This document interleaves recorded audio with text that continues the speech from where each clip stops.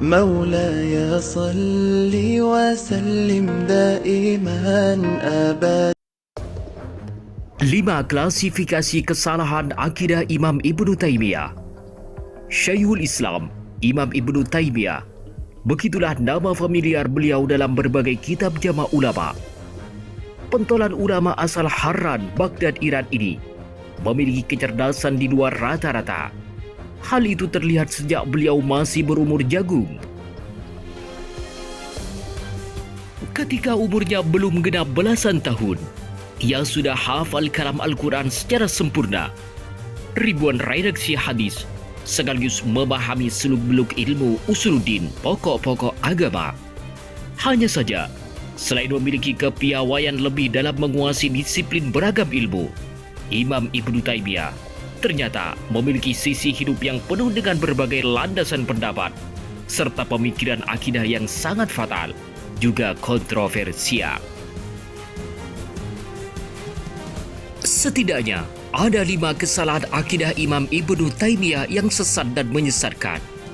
Berikut kami uraikan selengkapnya. Pertama, dalam masalah keyakinan i'tiqadiyah, Imam Ibnu Taimiyah merupakan sosok ulama yang berpandangan kaku dalam memahami Al-Quran dan hadis Nabi Muhammad sallallahu alaihi wasallam. Dengan kata lain, beliau adalah sosok ulama tekstualis, ulama yang memaknai Al-Quran dan hadis sesuai dengan makna zahirnya, sebagaimana dikutip dalam kitab Ba'du Afkari Ibnu Taimiyah, halaman 27. Terlebih dalam kitabnya yang berjudul Majmul Fatawa, beliau mengatakan, "Wa man qala inna dhahira syai'in min asma'ihi wa sifatihi ghairu muradin faqad akhta'a."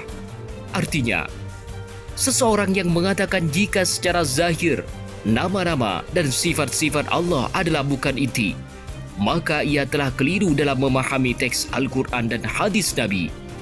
Majmul Fatawa Ibnu Taimiyah, Juz 6, halaman 358. Lebih parahnya lagi, beliau juga tidak ingin menakwil satupun dari ayat-ayat mutasyabihat yang terdapat dalam Al-Quran Al-Karim. Alasannya adalah, takwil pada ayat-ayat mutasyabihat menurutnya tidak ubahnya seperti mendistorsi terhadap kalam Allah yang maha sempurna. Kedua, mensifati Allah Subhanahu wa Ta'ala sesuai dengan sifat-sifat yang telah termaktub tercatat dalam Al-Quran maupun hadis Nabi Muhammad sallallahu alaihi wasallam. Pendapat beliau yang kedua ini masih memiliki kaitannya dengan pendapat yang pertama. Artinya, ketika Syekh Ibnu Taimiyah menemukan redaksi Al-Quran atau hadis yang menjelaskan sifat-sifat Allah, maka ia akan memaknainya sesuai makna hakiki, bukan makna majazi. Sebagai contoh lafaz yadun yang bermakna tangan, maka dalam memahami redaksi tersebut, Imam Ibnu Taimiyah mengartikan yadun sesuai dengan makna hakikatnya atau makna aslinya yang bermakna tangan. Maka dari pemahaman inilah, menurut beliau, tangan Allah Subhanahu wa Ta'ala tidak ubahnya seperti tangan-tangan pada umumnya, yakni tangan yang bisa mengambil, tangan yang bisa memberi, serta menangkap, serta melambai-lambaikan sebagaimana yang dimiliki oleh manusia pada umumnya. Yang ketiga adalah, Imam Ibnu Taimiyah berpandangan bahwa semua sifat-sifat Allah Subhanahu wa Ta'ala adalah sifat yang baru alias hadis. Sifat-sifat fi'aliyah tersebut menetap pada zat Allah. Oleh karena itu, secara tidak langsung Imam Ibnu Taimiyah berkeyakinan bahwa sifat bergerak, diam, makan dan lain sebagainya menetap dalam zat Allah, yang secara otomatis beliau juga berkeyakinan bahwa Allah Subhanahu wa Ta'ala bersifat dengan sifat-sifat yang baru seperti bergerak, diam, dan lain sebagainya. Keempat, Imam Ibnu Taimiyah berpendapat bahwa alam semesta ini termasuk sesuatu yang tidak ada awalnya, tidak ada kodimnya. Pendapat ini persis dengan pendapat filsuf-filsuf Yunani. Tentu saja pendapat ini sangat ngawur dan tidak berdasar. Sebab yang pasti, satu-satunya zat yang berhak dan wajib memiliki sifat qadim hanyalah Allah Subhanahu wa Ta'ala. Allah lah satu-satunya zat yang tidak ada awalnya dan tidak ada sesuatu apapun yang dapat mengawali zatnya. Hal itu bisa kita ketahui dari ayat Al-Quran berikut. Huwal awwal wal akhir wal zahir wal batin. Artinya, ialah satu-satunya zat yang maha pertama, maha akhir, maha zahir, dan maha batin. Al-Hadid ayat 3.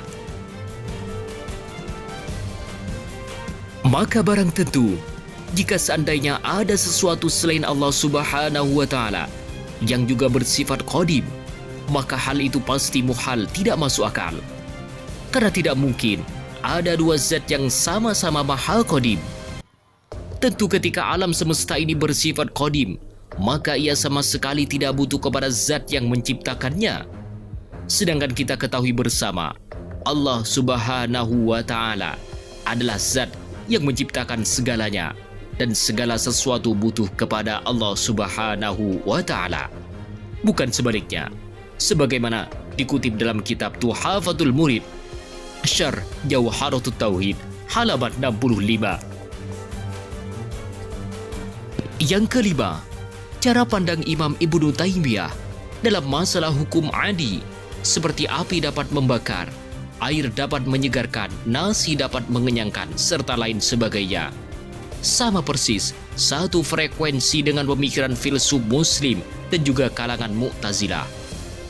Imam Ibnu Taimiyah berkeyakinan bahwa api dapat membakar lantaran terdapat kekuatan yang Allah letakkan di dalam zatnya api itu sendiri. Maka atas dasar cara pandang inilah, sebagian ulama mutakallimin menghukumi kafir bagi para pelakunya.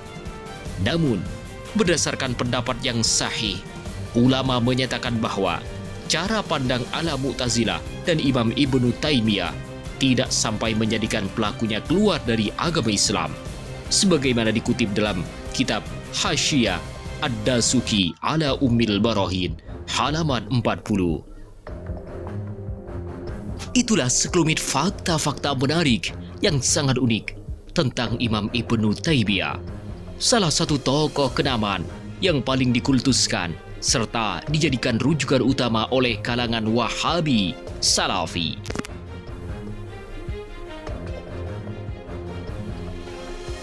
Semoga tayangan ini bermanfaat kepada seluruh umat Islam Indonesia. Wallahu a'lam bishawab.